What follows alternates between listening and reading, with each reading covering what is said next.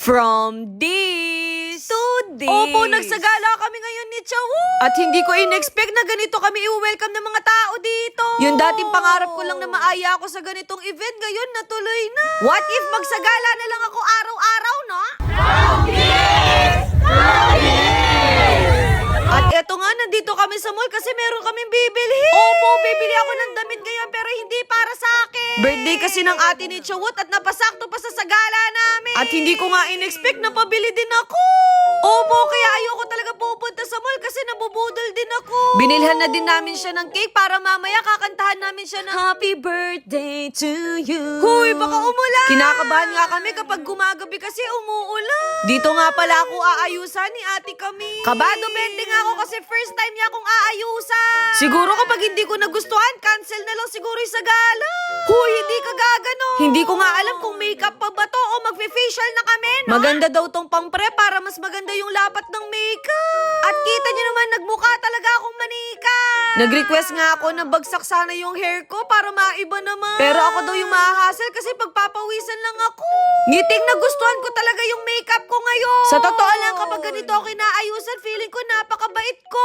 Pero hindi nila alam nangangagat talaga ako. Hindi ka aso. Nagpalagay nga ako ng body lotion para pumantay naman yung katawan natin sa mukha. Pangarap ko din kasing pumuti, kaya dito na lang ako sa lotion umaasa. Aminin nyo, nakaka-glow din siya sa balat, no? Naku, alam nyo na yung secret natin. So ayan, mabilis ang change outfit to kasi magpo-photoshoot daw kami. Pasensya na kayo, gandang-ganda ako sa sarili ko ngayon. Kailan kaya talaga ako magkakajowa, no? Sakto, dumating na din si Pri. Sabi ko sa kanila, wag nila masyadong agahan, baka pumuti na yung buhok nila kakahintay. Ayoko pa naman na hinihintay ako, no? Kaya naman naglaro na ako ng ganda-gandahan dito. Nagmukhang tao na naman tayo ngayon. Parang pwede na maging endorser ng sabon, no? Baka naman. Hindi ka magpaparinig. Si kaibigan na nga ang inaayusan. Sabi ko, wag masyadong pakagwapo kasi baka pagkaguluhan siya doon. Pagkatapos nga, agad na din kaming umalis. Nauna nga kami nakadating dito sa bahay kasi balak naming isurprise si ate ni Chawo. At syempre, hindi to makukumpleto kung wala yung mga friends namin, Mabilis ang setup na lang din to kasi late na din kami. Happy birthday to you. Happy birthday to you. Happy birthday, happy birthday, happy birthday to you.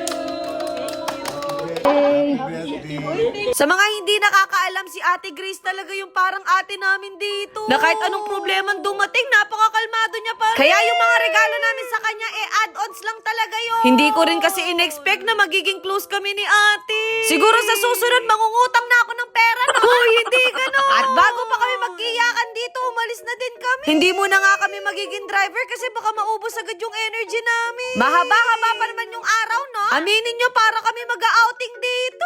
Sumama nga din yung nanay kong napaka-supportive. At finally, nandito na kami sa Bataan. Para yata akong maiihi sa kaba. Pagpasok kasi namin, ang daming tao.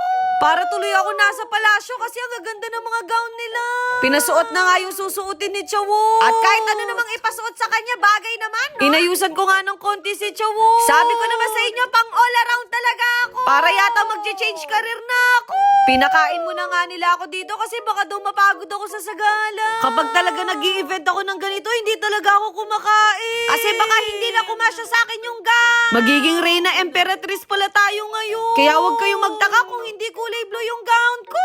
Aminin niyo, bumagay sa akin yung gown, no? Siguro magsasapatos na lang ako kasi 2 oras yung lakad. Yung corona ko parang pang Miss Universe. Kaso hindi tayo pwede doon kasi hindi tayo marunong sa Q&A.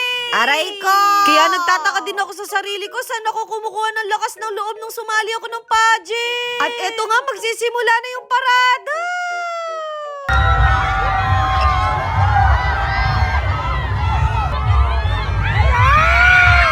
Grabe talaga yung hiyawan dito. Alas 5 na nga ng hapon to pero ramdam pa rin namin yung init.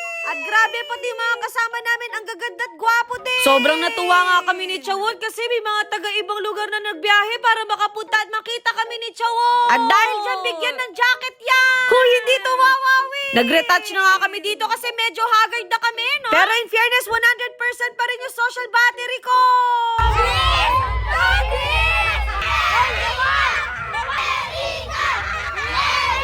Hindi ko alam kung sa gala ba yung pinuntahan ko o mangangampanya na ako. Sa totoo lang, hindi ko rin in-expect na maraming magmamahal sa atin. Pakiramdam ko nananaginip pa rin ako kasi hindi talaga ako makapaniwala. Kumbaga, hindi ako si From This to This kung wala kayo. Kaya sa mga naiirita sa voiceover ko, maraming salamat sa inyo.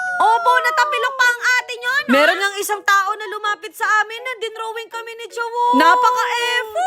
Kasi stickman lang ang kaya kong i-drawing. Buti na lang nagkaroon ako ng time na makapagpa-picture din kay AJ Raval. Opo, hindi man ako nakalahati sa ganda niya, no? Finally, nakahinga na rin ako dito sa gas. Para ako nagbuhat ng isang kaban ng bigas. Huy, ang OA! Sakto, meron silang pa-catering dito. Kinapalan ko na yung mukha ko kasi gutom na talaga ako. Hindi man halata sa pagkain ko, no? Kumuha din ako ng tempura at sushi para sulit naman yung pagod ko.